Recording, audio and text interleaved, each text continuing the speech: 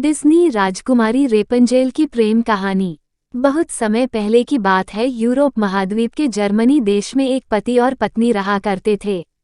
दोनों का एक दूसरे के सिवा और कोई नहीं था। विवाह के कई वर्षों उपरांत भी उनकी कोई संतान नहीं हुई।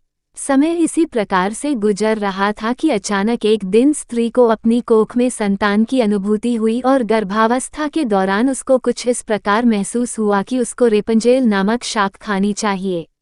आसपास वह शाक कहीं भी उपलब्ध नहीं थी। पति पत्नी एक जादूगरनी के बगीचे के समीप ही रहते थे।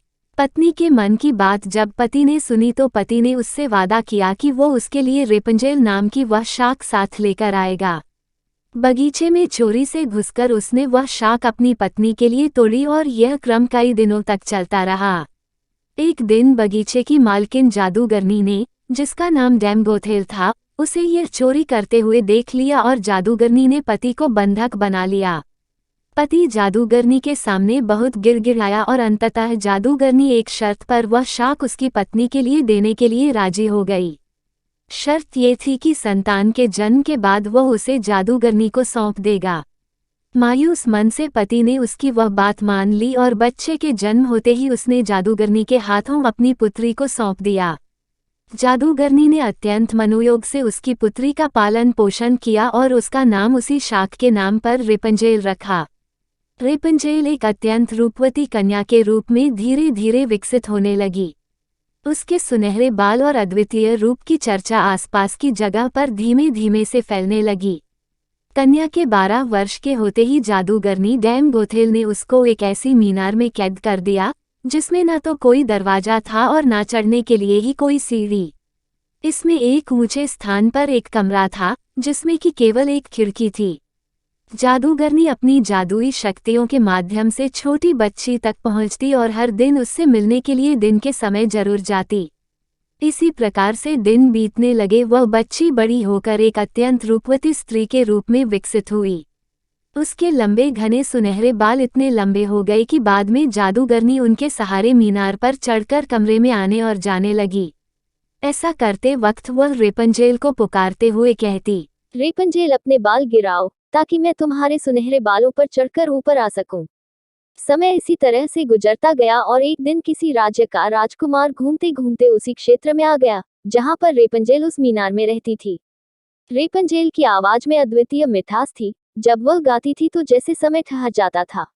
एक दिन राजकुमार को टहलते टहलते एक मधुर आवाज सुनाई पड़ी। वह आवाज कहाँ से आ रही है ये जानने के लिए जब राजकुमार मीनार के पास गया तो उसे दिखाई पड़ा कि एक ऊंची मीनार के ऊपर कमरे में एक सुंदर रूपवती स्त्री रहती है। उसकी इस मीठी आवाज को सुनकर राजकुमार उसकी तरफ अत्यंत आकर्षित हुआ और वह अपनी उत्सुकता पर काबू नहीं रख सका। उसने मन में ठान ली कि वह इस बंद मीनार में रहने वाली स्त्री, जिसकी आवाज इतनी मधुर है, के विषय में जान के ही रहेगा। एक दिन जब दिन के समय जादूगरनी रेपंजेल से मिलने के लिए आई तो उसने जादूगरनी को वह शब्द कहते और बालों के जरिए ऊपर चढ़ते हुए देख लिया। राजकुमार ने इसी प्रकार जब रात के समय रेपंजेल को पुकारा तो उसने उसे आने के लिए मीनार के सहारे अपने बालों को लटका दिया। राजकुमार ऊपर जाकर रेपंजेल से मिला। रेपंजेल और राजकुमार एक दूसरे से प्रेम करने लगे थे। दोनों ने मिलते ही एक दूसरे को पसंद कर लिया था और वह एक दूसरे के लिए के अंतरंग सहचर बन गए। अतः राजकुमार ने रेपंजेल के सामने विवाह का प्रस्ताव रखा। रेपंजेल इस पर सहमत हुई और दोनों का मिलना जुलना धीमे धीमे बढ़ने लगा। जादूगरनी डैम गोथेल रोज दिन के समय रेपंजेल को मिलने के लिए आया करती थी। राजकुमार और रेपंजेल ने मिलकर एक योजना बनाई कि राजकुमार द्वारा दिए गए रेशम से रेपंजेल एक सीढ़ी बनाएगी जिससे कि वह दोनों उस जगह से भाग सकें। रेपंजेल की मूर्खता के कारण जादूगरनी डैम गोथेल को राजकुमार के रेपंजेल के पास आने और उसके गर्भवती हो जाने का पता चल गया। जादूगरनी डैम गोथेल ने रेपंजेल को मीनार से बाहर निकाल दिया और जंगली जानवरों के बीच से जंगल में विचरने को अकेला छोड़ दिया और वह स्वयं उस मीनार के कमरे में जाकर छुप गई। राजकुमार के चढ़ने के लिए उसने रेपंजेल के बालों को काटकर उन्हें मीनार से बाहर लटका दिया ताकि राजकुमार ऊपर चढ़ सके और उसे कोई शंका ना हो। जब राजकुमार रेपंजेल से मिलने के लिए उस रात आया तो रेपंजेल की जगह जादूगरनी को पाकर वह भयभीत हो गया और मीनार से कूद पड़ा जिससे कि नीचे पड़े कांटों से उसकी दोनों आंखों की रोशनी चली गई। जब राजकुमार नीचे गिरने लगा उसके हाथ में रेपंजेल के कटे हुए बाल आ गए और रेपंजेल की लंबी बालों की लट राजकुमार के साथ ही नीचे गिर गई। नीचे उतर पाने का कोई अन्य तरीका न होने के कारण जादूगरनी डैम गोथिल उस मीनार में फंस गई और अंततः मृत्यु को प्राप्त हुई। अपनी आंखों और अपनी प्रेमिका को खो देने के बाद राजकुमार निराश होकर अंधा होकर जगह जगह भटकने लगा। कई महीनों तक इस प्रकार भटकने के पश्चात वह उस क्षेत्र में जा पहुंचा जहां पर रेपंजेल बस चुकी थी। उधर रेपंजेल ने जुड़वा बच्चों को जन्म दिया, जिनमें एक बेटी और एक बेटा हुआ। इसी तरह कुछ समय तक एक दूसरे के विछोह में रहने के बाद अंततः दोनों उसी राज्य में एक स्थान पर मिले और उनके मिलन से चमत्कार स्वरूप राजकुमार की दृष्टि वापस आ गई और रेपंजेल के लंबे सुनहरे बाल उसको वापस मिल गए और दोनों हंसी खुशी अपना जीवन साथ में बिताने लगे।